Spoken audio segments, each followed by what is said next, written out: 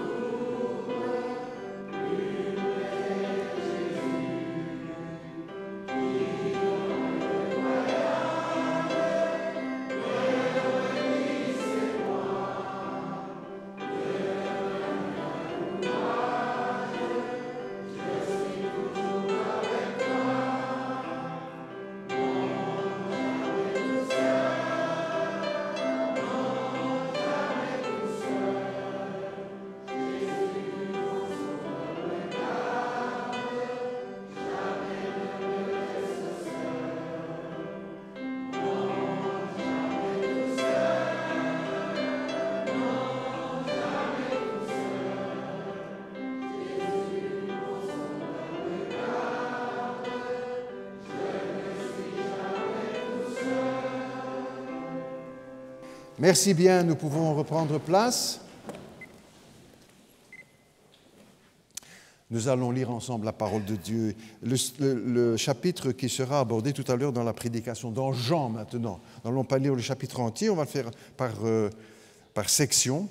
Jean au chapitre 4. Alors tous les experts disent tout de suite, Jean 4, c'est le Samaritain qui rencontre Jésus ou Jésus qui rencontre la Samaritaine. Jean au chapitre 4, si vous le voulez bien. Puisque chaque dimanche, nous ouvrons la Bible, et pas seulement le dimanche. Et ne manquons pas de prendre notre Bible quand nous venons à l'église, si vous le voulez. Jean au chapitre 4, et nous lirons dès le début. Et nous tiendrons la page parce qu'après on lira la suite. Le Seigneur sut que les pharisiens avaient appris qu'il faisait et baptisait plus que Jean-Baptiste. Toutefois, Jésus ne baptisait pas lui-même, mais c'était ses disciples. Il quitta la Judée, une région d'Israël, pour retourner en Galilée, une autre région. Comme il fallait qu'il passât par la Samarie, il arriva dans une ville de Samarie nommée Sichar, près du champ que Jacob avait donné à Joseph, son fils. Des références à l'Ancien Testament. Là se trouvait le puits de Jacob. Et Jésus, fatigué du voyage, était assis au bord du puits. C'était la 6e heure, donc midi. Une femme de Samarie vint pour puiser de l'eau et Jésus lui dit « Donne-moi à boire », car ses disciples étaient allés à la ville pour acheter des vivres. La femme samaritaine lui dit « Mais comment, toi qui es juif, me demandes-tu à boire, à moi, qui suis une Samaritaine ?» Les Juifs, en effet, n'ont pas de relation avec les Samaritains.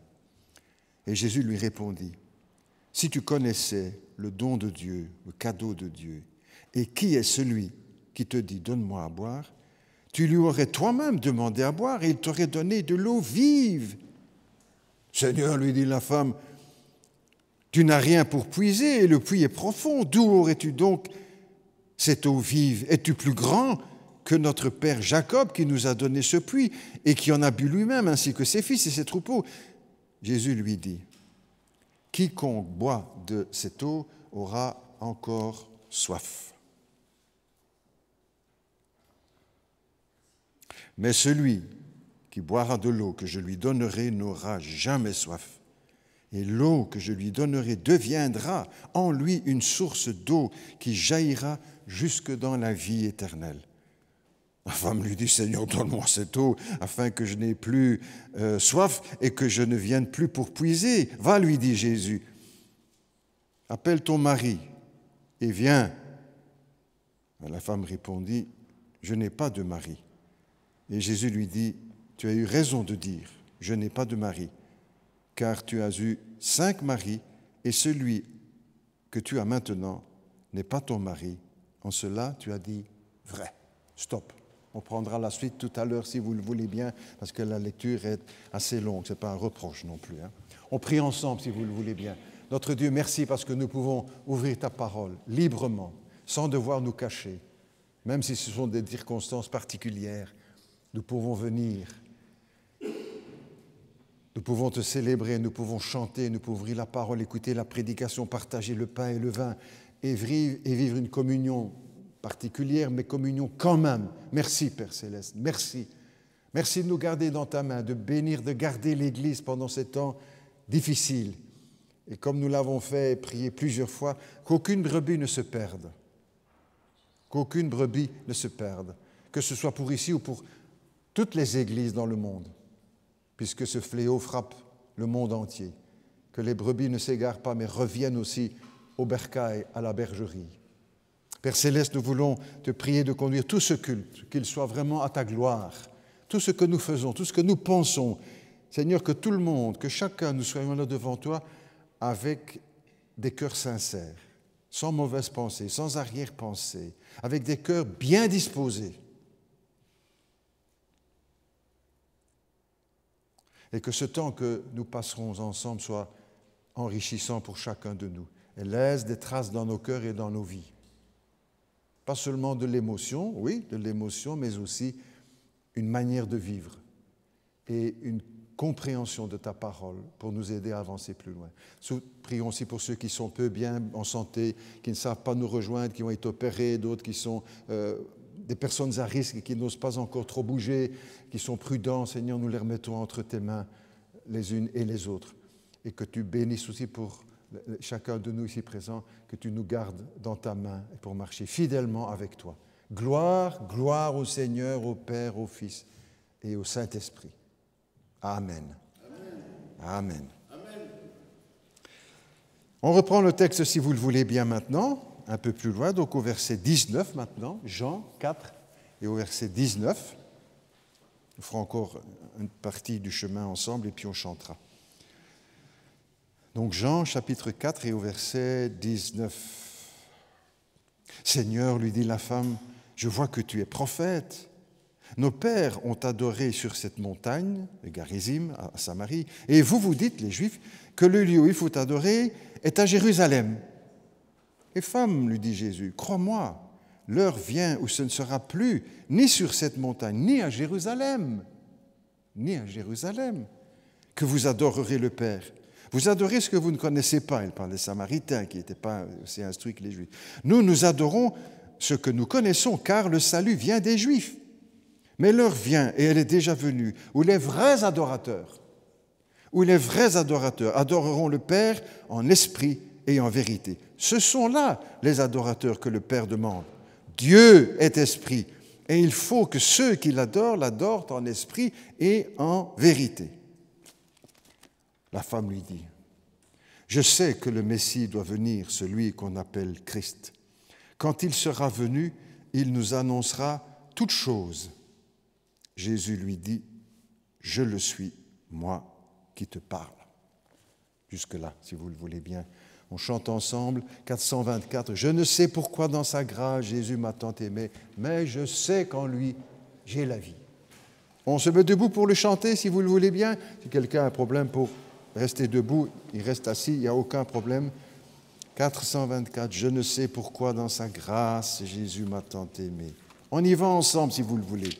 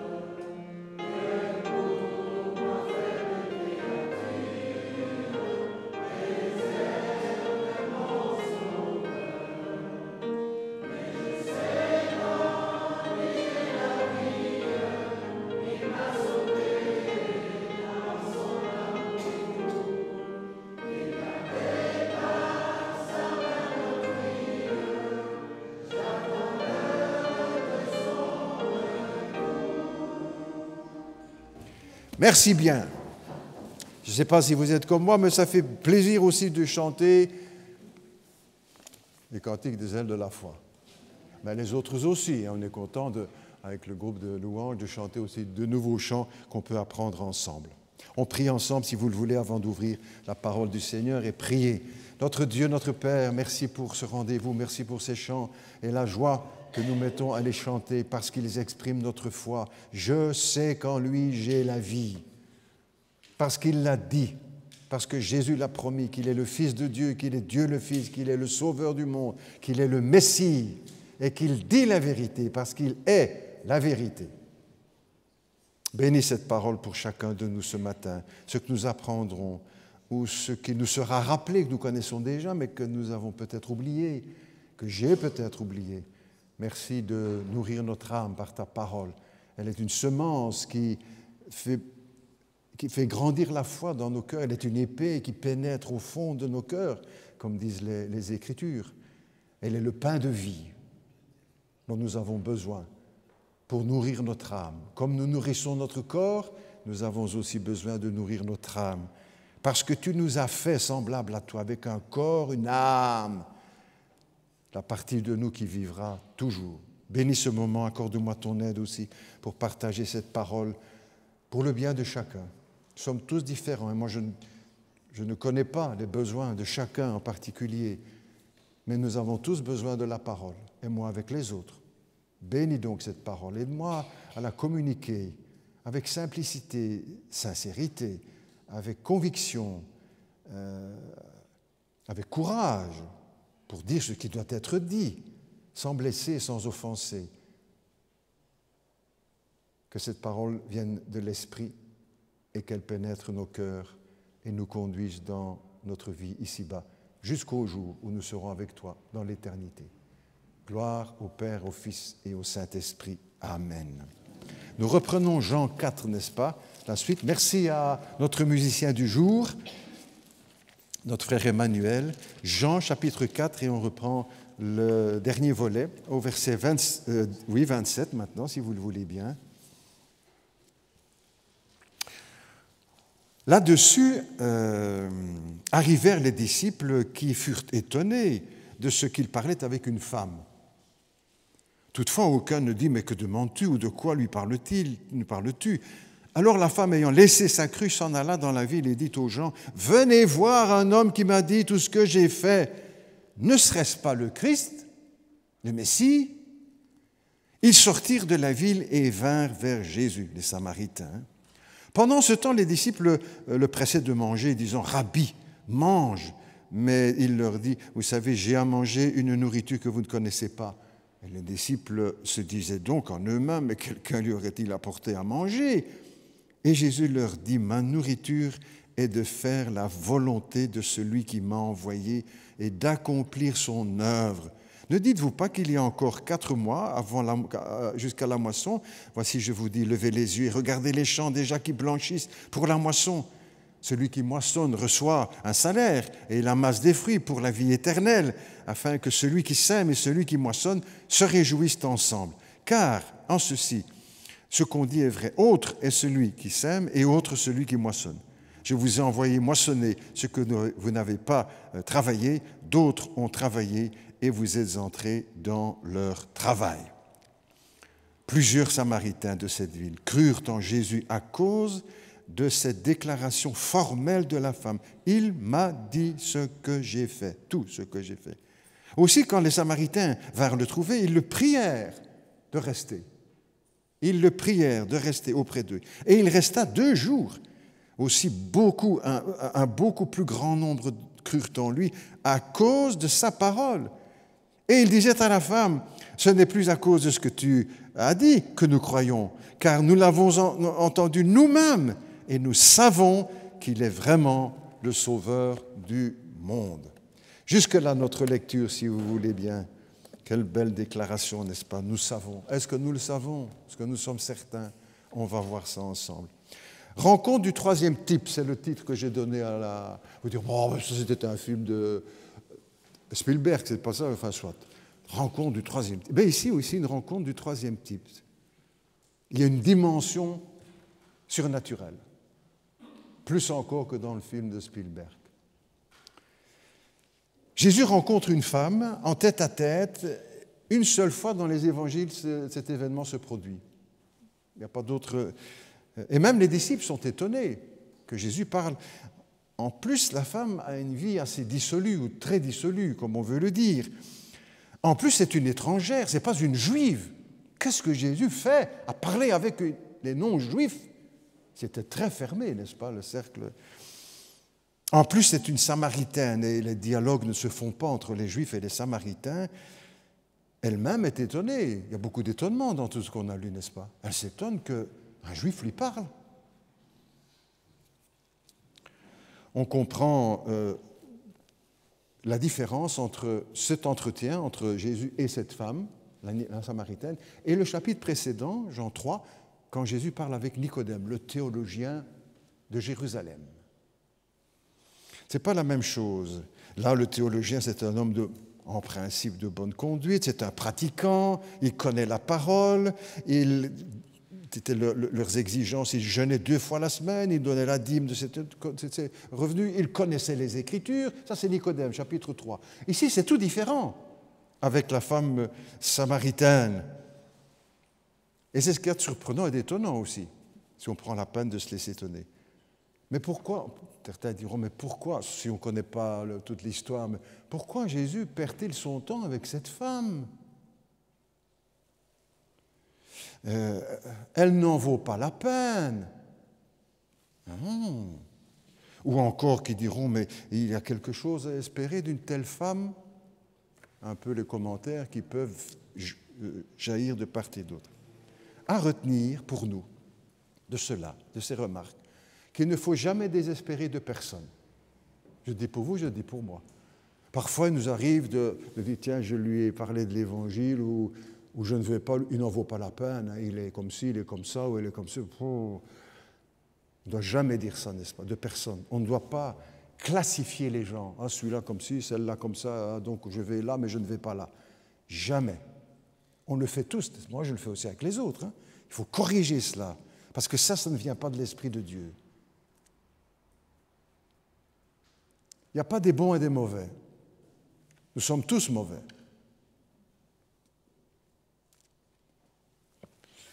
Jésus va venir près de cette dame et il va parler avec elle. Parfois, c'est ceux qui sont tombés très bas, qui sont très près du royaume de Dieu. Parfois, c'est ceux qui sont tombés, ou celles qui sont tombées très bas, qui sont plus près du royaume de Dieu que d'autres qui ont l'air de mener une vie beaucoup plus correcte, et voilà, selon l'étiquette bon chic, bon genre. Ou on fait la remarque, nous-mêmes, on dit, oh, celui-là, il a l'air intéressant, ou celle-là, je vais aller. Soyons vigilants, je le dis aussi pour moi, vous savez, parce qu'on est tous de la même nature. On est donc frappé par les contrastes, je viens de le dire, entre chapitre 3 avec Nicodème, le théologien, et Jésus rencontre tout le monde. Il n'a pas fait une sélection en disant celui-là je le rencontre, mais pas celui-là, pas celui-là, pas celui-là. Non. Il a rencontré Nicodème, le théologien, et puis ici, avec cette femme, et les deux sont à la fois différents et semblables. Pourquoi? Tous les deux sont perdus. Nicodème, le grand théologien, il est perdu sans le Christ. Comme cette femme, elle est perdue sans le Christ. Comme nous, sans le Christ, nous sommes perdus. Tous les deux aussi, point commun, vont rencontrer Jésus. Tous les deux vont rencontrer Jésus et être face à Jésus. Et il semble que tous les deux vont se convertir. Nicodème, on va le retrouver à la fin des évangiles, il vient pour l'embaumement, ensevelir le corps de Jésus-Christ. Et cette femme vient rendre son témoignage. Voilà, des points communs. Ils sont tous les deux perdus, je viens de le dire, mais pas de la même façon, on pourrait aussi préciser. L'un, Nicodème, il est perdu dans sa religion. On peut être perdu dans la religion, pasteur, bien sûr. Même dans la religion protestante, vous savez. Il y a des protestants qui n'ont jamais pris de décision pour le Christ. Hein. Ce sont des bons protestants, mais ça s'arrête là. Tandis qu'elle, elle est perdue dans sa passion, ou dans ses passions. Lui dans la religion et elle dans ses passions. C'est les extrêmes. Mais le résultat, elles-mêmes, sont perdues l'un et l'autre. La leçon encore dans tout ça, c'est que tous nous avons besoin du pardon de Dieu, les braves gens et les gens de mauvaise vie. Et c'est ce que la Bible dit, n'est-ce pas? Que Dieu a enfermé tous les hommes dans le péché pour faire grâce à tous. Dieu a enfermé tous les hommes, les êtres humains, dans le péché afin de pouvoir faire grâce à tous. Il n'y en a pas un qui dira « moi j'y viens parce que je le mérite ». Le Christ est fatigué. C'est une image étrange. On peut le présenter souvent triomphant, il arrange tout, mais il est fatigué. Vous avez déjà été fatigué, tout le monde, moi aussi. Eh bien, lui aussi. Parce que le Christ a vécu, tout en étant Fils de Dieu et Dieu le Fils, il a vécu tout ce que nous vivons en tant qu'homme, en tant qu'être humain. Ça veut dire qu'on ne doit pas avoir crainte de s'approcher de lui. Bon, il ne va pas comprendre ce que je vis. Hein. Ah si, parce qu'il a vécu toutes choses comme nous. La Bible dit même qu'il a été tenté en toutes choses comme nous. Oh, mais lui, à la différence, lui, sans commettre le péché. Nous sommes tentés et il nous arrive de tomber. Lui, il est tenté, il n'est jamais tombé. Il n'a pas été préservé de la tentation, n'est-ce pas? Ça, la Bible ne dit jamais. Au contraire, l'Épître aux Hébreux dit il est fatigué, il s'arrête et il se repose. C'est une image très touchante du Fils de Dieu. Une dame m'a sonné un jour, elle me disait au téléphone, elle me sonnait, vous savez, nous prêchons, ou vous prêchez, nous prêchons un Christ trop divin. Il n'est pas assez humain, et c'est pourquoi certains se tournent vers Marie ou les saints. C'est le raisonnement que certains font, mais vous savez, il n'y a personne plus près de Dieu que Jésus-Christ. Et personne qui soit plus près de nous que Jésus-Christ. Je redis, il n'y a personne qui soit plus près de Dieu que Jésus-Christ et personne qui soit plus près de Dieu, de nous, que Jésus-Christ. C'est lui qui tient la main du Père et qui tient notre main. Le seul qui peut le faire. La Bible dit, seul médiateur, intermédiaire entre Dieu et les hommes. Personne ne peut prendre sa place et ne la donnons à personne. Je dirais, pasteur, ça on connaît bien. Tant mieux. Eh bien, dis-le autour de toi. Parce qu'il y en a beaucoup qui vivent autrement dans notre pays.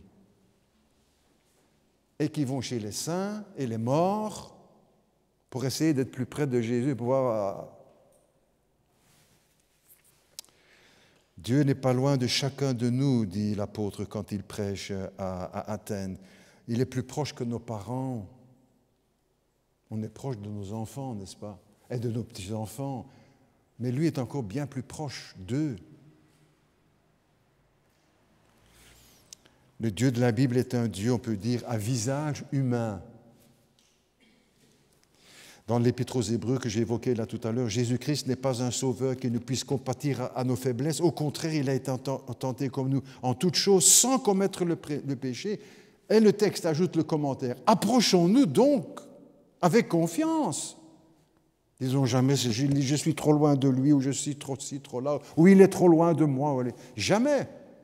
Approchons-nous donc avec confiance, parce qu'il comprend ce que nous vivons. C'est un Dieu de chair, si on peut dire, sans blasphème. La Bible dit quand même, la parole s'est faite chair, donc on est bien dans la pensée biblique. Il est comme nous à 100%, mais lui, sans commettre le péché. Parfaitement homme et parfaitement Dieu. Jésus est en tête à tête avec cette femme maintenant. Ça va étonner les disciples. Pourquoi étonner? Parce que un rabbi, ne parlait jamais seul à seul avec une femme. Sauf Rabbi Jacob, le film Rabbi Jacob, ça c'est autre chose. Mais le rabbi ne parlait pas avec une femme seule, c'était interdit, comme aujourd'hui dans d'autres religions. On ne parle pas avec une femme seule. La femme n'a pas accès à la vie religieuse ou spirituelle. Et aujourd'hui encore, dans bien des milieux religieux, on pense à l'islam, mais le judaïsme aussi. Hein. Hommes et femmes sont séparés, hein, dans une pièce à part ou bien un balcon avec un grillage. Nous sommes allés il y a des années invités à visiter la synagogue.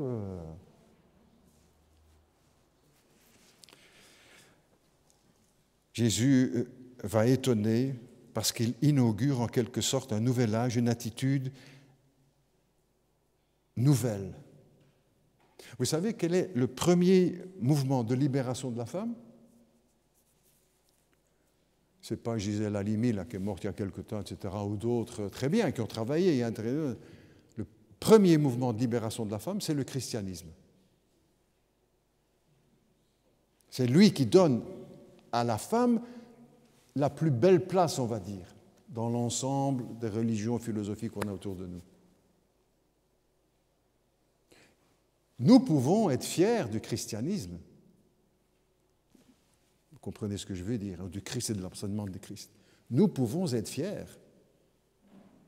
Et nous devons vivre cela dans les questions de rapport avec le sexe opposé, comme on dit. Un homme et une femme, dans la Nouvelle Alliance, ont accès tous les deux aux choses spirituelles et au monde de Dieu. Ce n'est plus seulement le privilège des hommes. Et c'est ce que Jésus commence à dire avec cette dame, avec la Samaritaine. On aurait pu comprendre qu'il le dise le jour avant, quelques jours avant, avec le théologien. Je vais te donner une belle leçon de théologie, tu vois. Non, non, avec cette femme qui va le vivre et l'exprimer. En Christ, il n'y a plus ni homme ni femme. L'homme n'est pas sans la femme, c'est ce que la Bible dit, et la femme sans l'homme.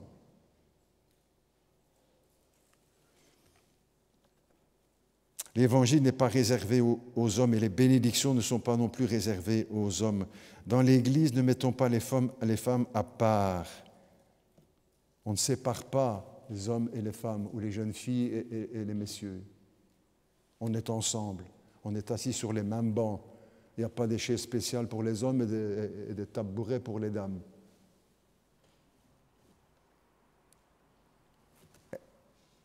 Nous sommes différents. Hommes, femmes, on comprend bien que ce n'est pas dans le sens physique qui dit il n'y a plus homme ni femme, on comprend bien spirituellement, dans la relation avec Dieu. Les mêmes droits, le même accès, la même... Ça, c'est nouveau, n'est-ce pas? Et c'est aussi encore aujourd'hui, au XXIe siècle, une des grandes différences entre l'enseignement du Christ et tout le reste dans le monde. Nous devons être fiers de l'Évangile, de Jésus-Christ. La femme n'est pas un produit de second choix. La femme n'est pas un produit. Alors qu'aujourd'hui, elle est vendue comme un produit. J'entendais hier aux informations une dame qui, je ne sais plus très bien quoi le détail, ça me vient juste maintenant, qui s'effrayait devant la violence des hommes vis-à-vis des femmes dans le domaine de la pornographie. Hein. Et demandant que les autorités fassent quelque chose pour défendre le droit des femmes. Ce n'est pas un sous-produit, c'est une personne qui a été créée comme l'homme. Homme, femme, il les créa à l'image de Dieu. Les deux.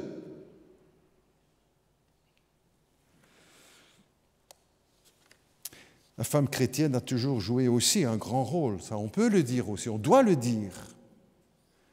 La femme chrétienne ou les femmes chrétiennes ont toujours joué un grand rôle dans l'Église et sur le champ missionnaire. Vous savez qu'à peu près 70% des missionnaires, ce sont des femmes.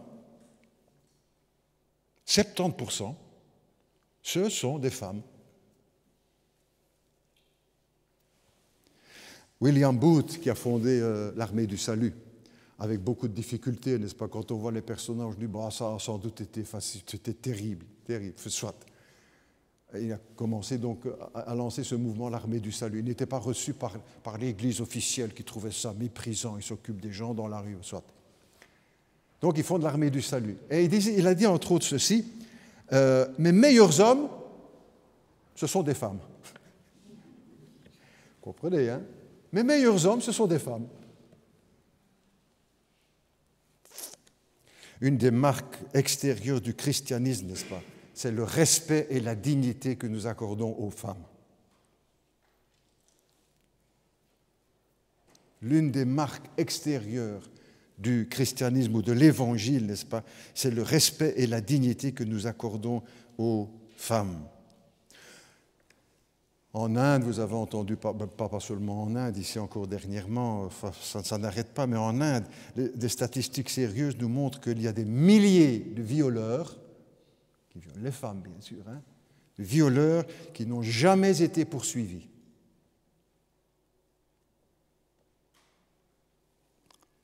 Et si on demandait dans le monde, mais quelles sont les personnes qui souffrent le plus?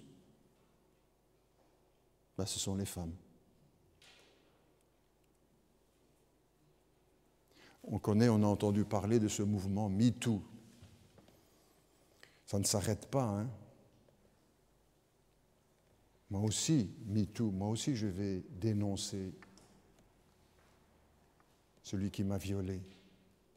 Et les langues commencent à s'ouvrir et la liste commence à s'allonger. On dit, oh, un tel, et celui-là aussi, et encore celui-là, et encore... Oh, et puis tous ceux qui sont parmi les anonymes. C'est ça que je disais, je viens de lire hier dans les petites annonces, je regarde pas tout le temps les infos, mais un homme qui vient d'être arrêté, je crois que c'est en France, il vient de violer une petite fille de 15 ans, il l'a étranglée. Il avait déjà été condamné à 19 années de prison. Les psychologues, les spécialistes ont trouvé qu'il était sans danger maintenant. Il a tué cette petite-là, l'a violée et l'a tuée. Qu'est-ce qui souffre le plus dans le monde?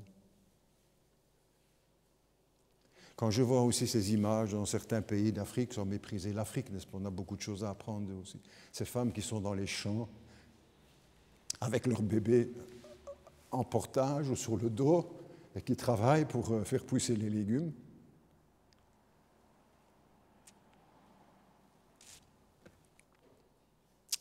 Nous devons être fiers de l'Évangile et savoir dire autour de nous ces choses et les vivre. Et les vivre, bien sûr. Pas seulement dire c'est comme ça, mais vous venez de lire aussi dans la presse, vous direz, mais vous lisez tout le temps, non, j'ai pas beaucoup de choses, mais ce que je lis, ça passe tout de suite par l'Évangile, qui vient d'être cogné par sa photo sur battu. Jésus-Christ nous montre que la femme est considérée par Dieu autant que l'homme. Et nous devons agir aussi comme cela, et le dire, et le vivre. Ah, il ne faut pas non plus en faire une idole, hein. Vous direz, oh. Il faut juste équilibre, hein. Ni par là, ni trop par là, hein. C'est le balancier toujours, mais voilà. C'est en quelque sorte pour montrer ce que peut faire le miracle de la croix, n'est-ce pas, dans ces relations homme-femme. Et on doit l'apprendre déjà à nos enfants dans les camps. Je me dis avec les petits là-bas, c'était des enfants de 6-12 ans. Chaque année, je leur disais, attention les garçons là, on respecte les filles. Elles ne courent pas aussi vite que toi, mais c'est pour ça que tu es meilleur qu'elles. Ah, tu manges plus de frites qu'elles, ben c'est pour ça que tu es plus important, que tu as plus de valeur. On ne bouscule pas, on ne frappe pas une petite fille ou une jeune fille. Tu dis, oh, ils ont entre 8 et 12 ans, c'est trop petit, faut pas. Mais après, c'est trop tard si on ne leur donne pas les bases. On étonne aussi le dialogue entre Jésus et la Samaritaine, bien sûr. Ils sont sur, comme on dit aujourd'hui l'expression, différence de longueur d'onde. Parfois, ça arrive dans les couples aussi. Hein. Bien sûr. On ne se comprend pas, ou dans les églises, on n'est pas sur la même longueur d'onde, ou dans la société, etc. Mais là, c'est vraiment très étonnant. Évidemment, elle parle avec Jésus. Elle pense à son corps. Et lui, Jésus, il pense à son âme. Elle pense qu'à la facilité. Je ne vais plus venir puiser. Et lui, il pense à son éternité. Elle ne pense qu'à ce qui est matériel. Tu n'as pas de seau, comment est-ce que cette eau-là est débrouillée, que je n'aille plus venir puiser l'eau ici de moi. Et lui, Jésus, il pense à ce qui est spirituel. Elle est d'en bas, comme nous. Hein. Elle est d'en bas, de la terre. Lui, il est d'en haut. Ils ne sont pas sur la même longueur d'onde. Elle parle de religion. Elle va poser des questions, on va y venir. Mais lui, il parle de la vie. Elle s'intéresse à ce qui est superficiel et lui, il s'intéresse à ce qui est essentiel. Pas les machos diront en lui disant, bien sûr, elle n'a rien compris à ce que Jésus dit, c'est une femme. Les apôtres ont dit la même chose, n'est-ce pas, quand les femmes sont venues dire, il est ressuscité. Ils ont pris leur parole pour de la folie. Elle n'a rien compris, c'est vrai, elle n'a pas compris tout de suite, mais nous non plus, il y a bien des choses qu'on ne comprend pas. Il y a bien des choses qu'on ne comprend pas. Même dans la Bible, même les pasteurs, on n'a pas compris, on lui ressemble, n'est-ce pas? Comme les apôtres aussi. Dans le même texte, il est dit un petit peu plus loin, quand Jésus dit, mais ils pensent que, quand ils reviennent, ils pensent que quelqu'un lui a apporté, pendant qu'ils étaient partis faire les courses, quelqu'un avait apporté des tartines à Jésus, qu'il n'avait pas faim, j'ai eu ma nourriture.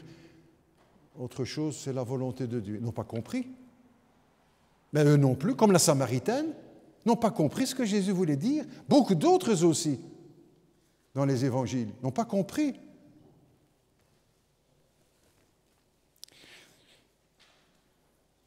Le cadeau de Dieu, c'est le Seigneur Jésus. Je parlais juste avant, quand il dit la volonté, ma nourriture, c'est de faire la volonté de mon Père. J'ai une autre nourriture à prendre. Si tu connaissais, maintenant qu'il dit à cette femme, si tu connaissais le don de Dieu, le cadeau, j'ai lu des traductions, mais cadeau, c'est bien. Parce qu'aujourd'hui, les gens savent plus ce que c'est don de Dieu. C'est quoi don de Dieu? C'est qui le don de Dieu? C'est quoi? Il y a des millions de Belges qui ne savent pas, vous savez, autour de nous. C'est quoi le don de Dieu? Quand on gagne au loto. Si tu connaissais, dit Jésus, le cadeau, le don de Dieu, et celui qui te dit « donne-moi à boire », alors question pour nous aussi, est-ce que nous connaissons le don de Dieu? Est-ce que nous l'avons reçu? Je dirais, parce que vous êtes dans l'église, tout le monde sait à Chuisy. Ben, je ne sais pas, mes amis. Je ne mets en doute personne. Mais je me dis que c'est toujours nécessaire à dire et à poser la question. Est-ce que nous sommes certains que nous savons ce que c'est le don de Dieu, Jésus-Christ? Le savoir, c'est une chose. Est-ce que nous l'avons reçu? Si vous avez à votre anniversaire, on vous met un cadeau et vous le laissez là pendant 1 an, vous avez le cadeau, mais vous ne l'avez pas reçu. Mais la même chose aussi avec certains. Ils connaissent, ils savent où est le cadeau. Mais ils ne l'ont jamais reçu, ils ne l'ont jamais pris, ils ne l'ont jamais ouvert. Ils n'ont jamais ouvert leur cœur pour le recevoir, le cadeau de Dieu, le don de Dieu. C'est ça la vie, en fait. Ce n'est pas une religion, c'est ça le cadeau. La vie éternelle, c'est recevoir Jésus-Christ, le cadeau de Dieu aux hommes, c'est son Fils, parce que lui, il donne le pardon, la vie et la grâce.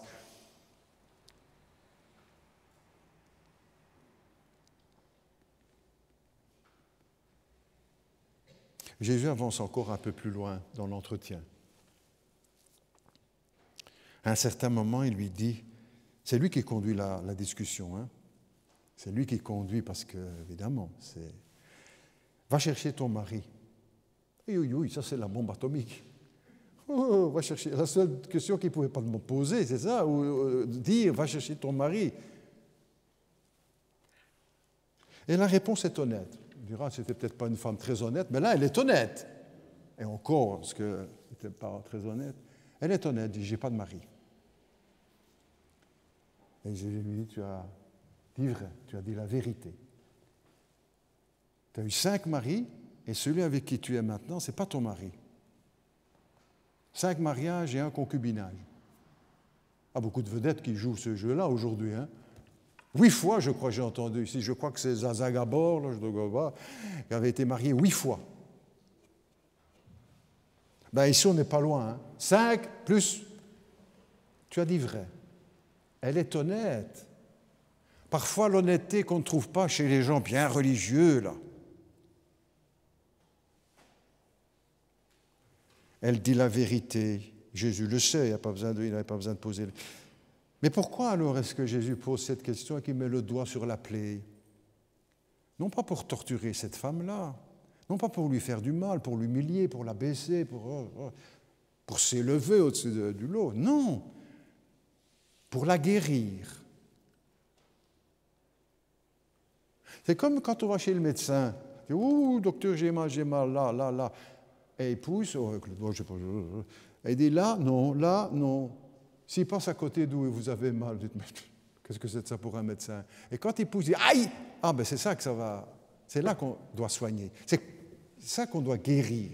Ici aussi, la même chose avec cette femme. N'allez pas faire des discussions sur. Non, pour la guérir. Parce que c'est ça qui va ouvrir le dialogue. Non pas pour faire du mal, la même chose aussi dans notre vie, n'est-ce pas, quand au travers d'une prédication ou d'une lecture d'un texte biblique ou d'un commentaire ou d'un livre chrétien, on dit « Ah, le pasteur ou l'auteur met le doigt sur...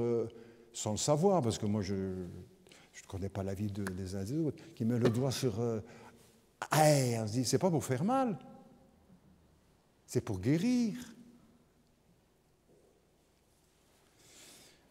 Je vous ai déjà dit, parfois je me demande, parce que le pasteur se pose aussi des questions, et avant de venir et de parler, on dit, mais est-ce que je dois le dire comme ça? Est-ce que c'est pas trop pointu? On est tous contre le mal, hein? Évidemment. Mais quand on commence à donner les noms aux choses, aïe, aïe, aïe, mensonge, l'adultère, la jalousie, la colère, l'alcoolisme, la pornographie, la haine, oui, oui, oui, ça fait plus mal.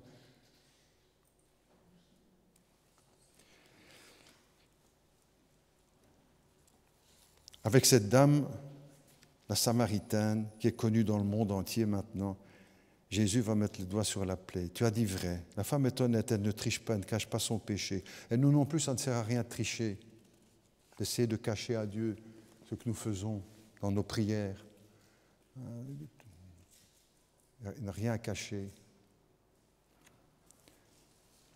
Le prophète disait déjà, quelqu'un peut-il cacher un feu dans son vêtement sans que le vêtement ne brûle? Ben non, si on cache un jour ou l'autre, ça va flamber et mettre le feu à notre vie.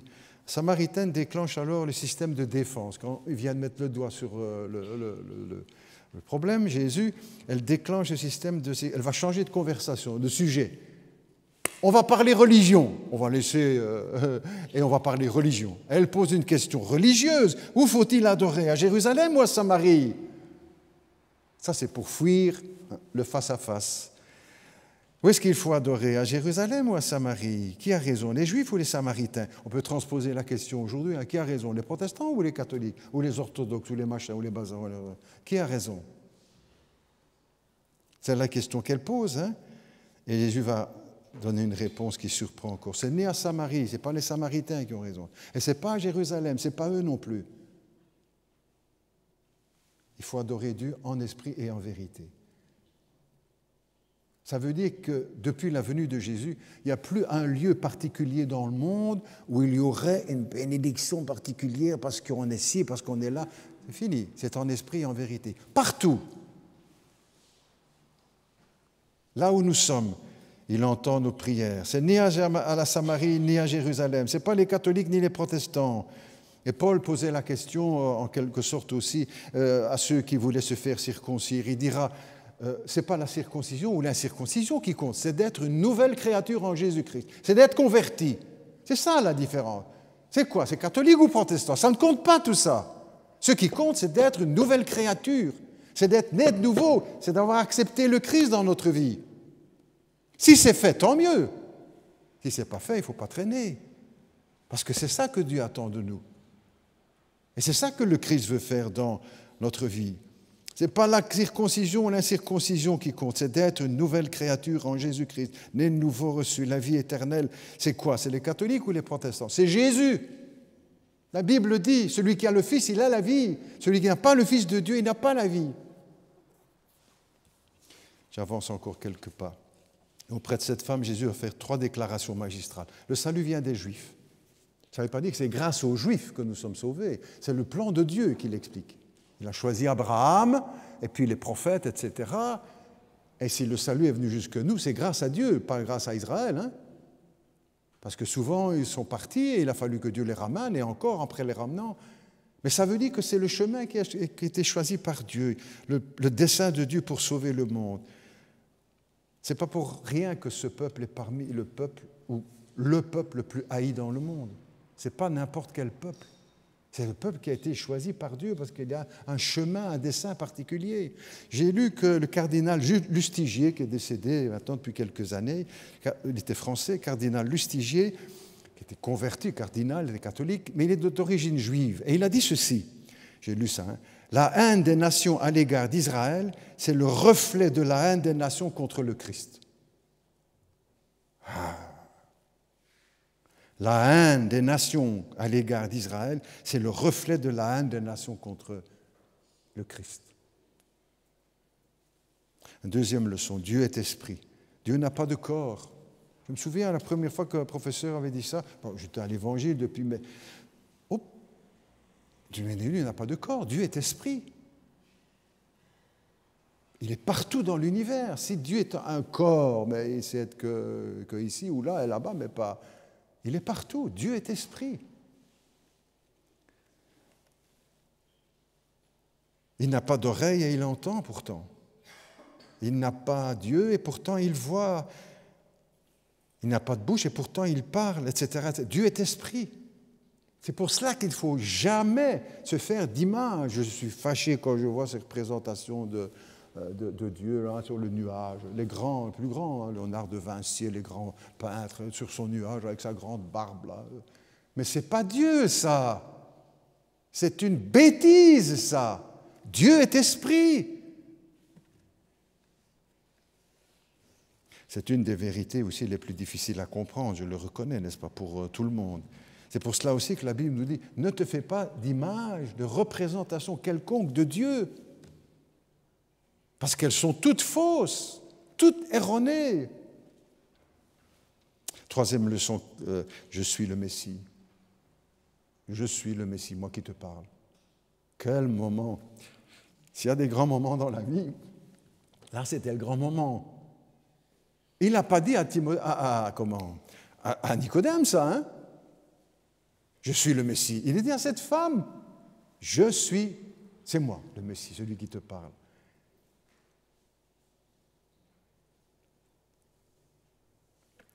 Le Messie, c'est Jésus-Christ, celui qui va sauver le monde, qui sauve le monde, c'est Jésus-Christ. Pas seulement à la croix de Golgotha, mais aussi à la fin de l'histoire.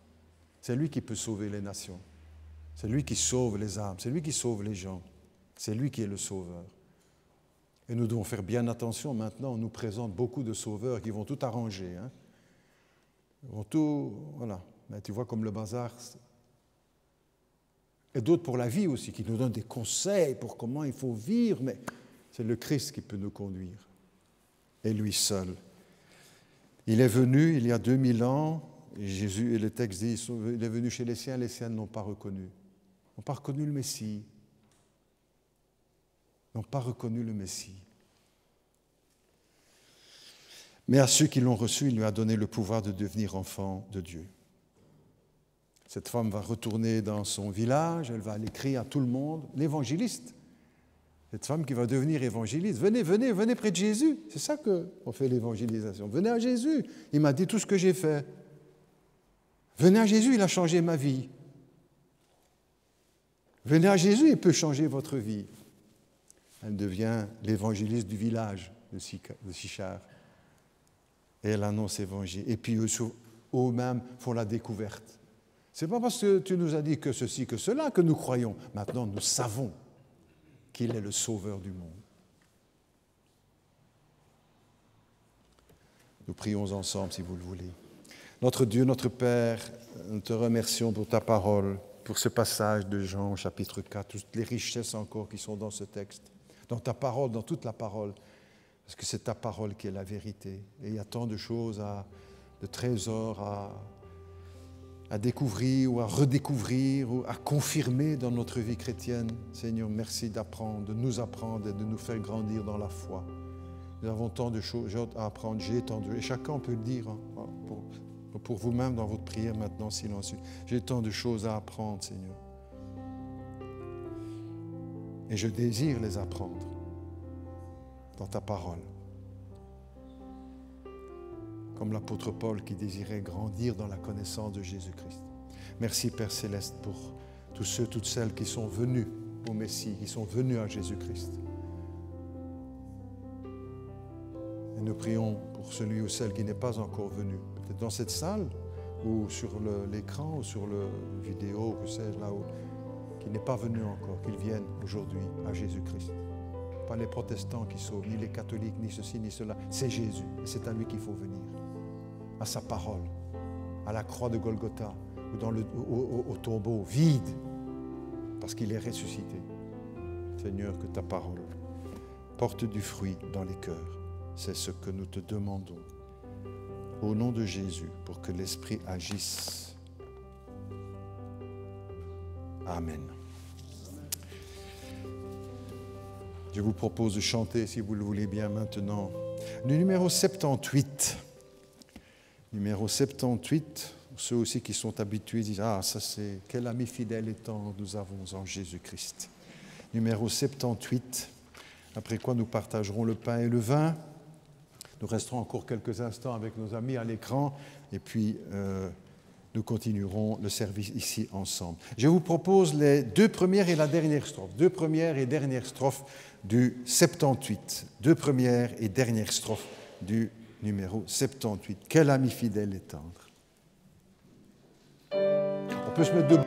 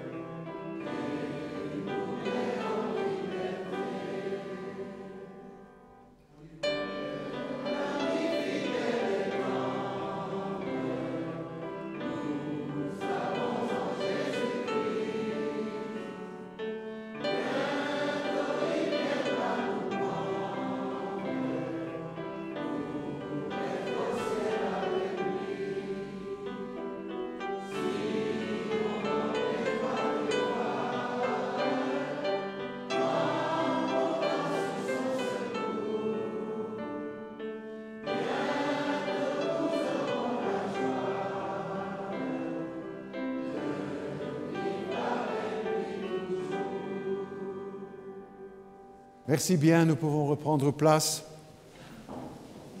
Je me mets sur le côté parce que les amis ont dit attention, vous parlez au-dessus de la Sainte-Sainte, donc il vaut mieux se mettre sur le côté. Merci. Chaque fois que vous avez un bon conseil à donner, on prend. Hein? Merci bien.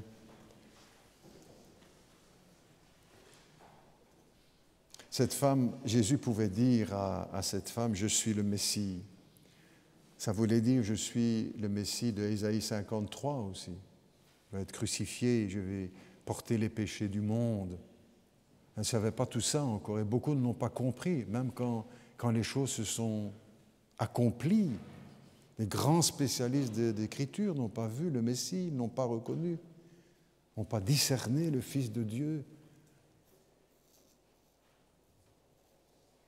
À cette femme, il a dit, je suis le Messie. Et nous qui croyons en Jésus-Christ, nous pouvons dire, je sais qu'il est le Messie.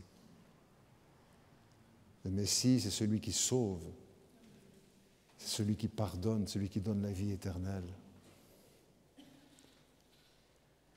Beaucoup de politiciens ou de philosophes se sont présentés tout au long de l'histoire en disant « Voilà, moi je vais sauver tout le monde ». Et au lieu d'en sauver, ils en ont massacré des millions. Et aujourd'hui, ils sont encore vénérés comme des dieux. Nous avons fait le choix de Jésus-Christ et reconnu en lui le Sauveur du monde. Le repas que nous partageons nous rappelle ce que Jésus a vécu il y a 2000 ans à la croix de Golgotha. Et avant la croix, un repas avec ses disciples, semblable à celui-ci. Là, c'était un repas, ici c'est symbolique. C'est pourquoi l'apôtre Paul disait, vous avez des maisons pour manger, hein. On ne vient pas pour prendre un repas, même s'il y a des agapes fraternelles. C'est symbolique, des symboles du pain qui représente le corps de Jésus-Christ.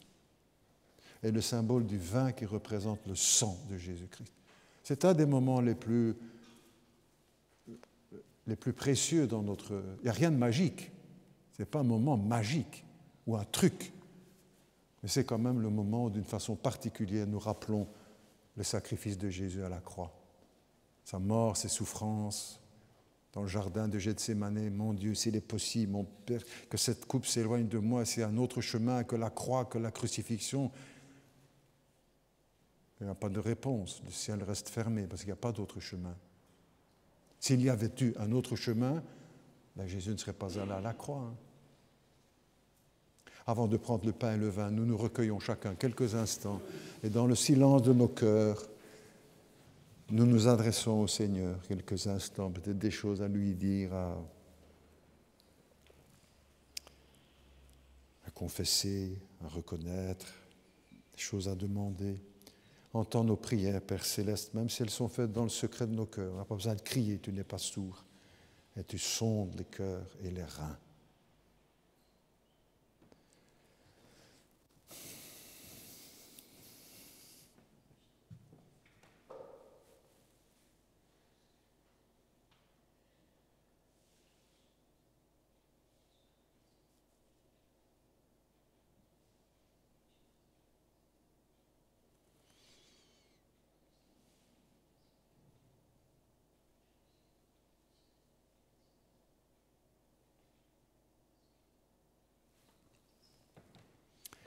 Père Céleste, merci d'entendre nos prières, la prière de ce jeune couple, la prière de ce papy, de cette mamie, la prière de cet ado,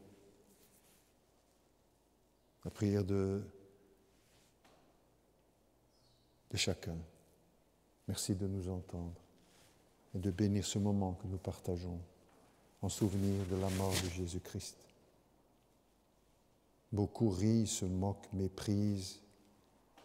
Nous nous venons avec respect et sans juger, mais aussi avec la volonté de le partager, cet évangile, avec d'autres. Bénis ce moment de communion. Même s'il y a des distances entre nous, par la foi, il n'y a plus de distance. Nous sommes un en Jésus-Christ. Même si nous ne sommes pas parfaits, nous sommes un par la foi en Jésus.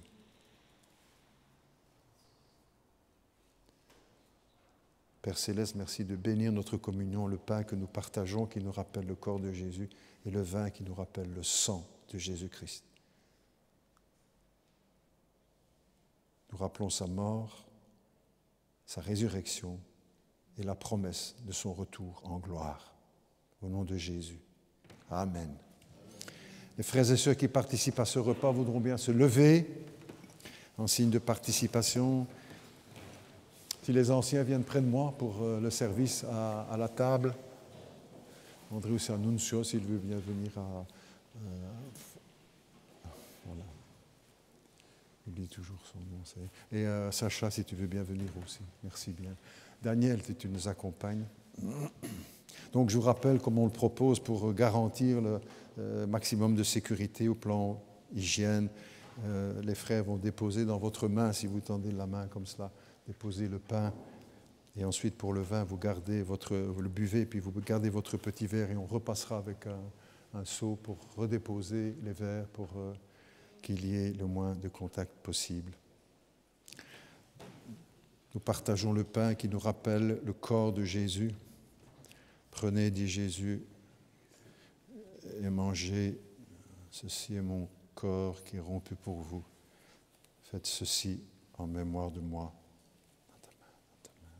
En même temps, toutes les fois où nous partageons ce pain, ce vin, nous annonçons la mort du Seigneur jusqu'à ce qu'il vienne, parce que nous croyons en sa mort, en sa résurrection et en son retour. Prenez, dit Jésus, et mangez. Faites ceci en mémoire de moi.